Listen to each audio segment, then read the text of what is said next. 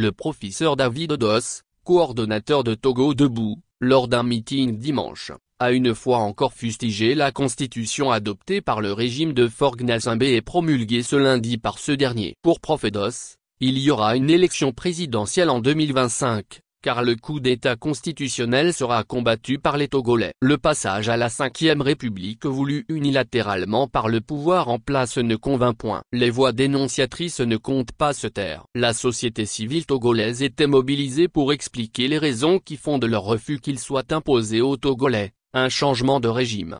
Les organisations de la société civile togolaise lors d'un meeting le dimanche ont réaffirmé leur désapprobation face à la nouvelle constitution. Un grand meeting d'information, de sensibilisation et de protestation a eu lieu à Bekodjandji, l'un des rares rassemblements depuis ces dernières années en raison des interdictions du régime en place. Pour le professeur David Odos, la constitution de 92 est violée en ne consultant pas les Togolais. Nous le réaffirmons. Il s'agit d'un coup d'État constitutionnel, a-t-il déclaré. Le Togo a besoin de l'alternance. Il est donc temps pour les Togolais d'essuyer nos larmes, levons le front et affronter l'avenir, a appelé le premier respect du mouvement Togo Debout.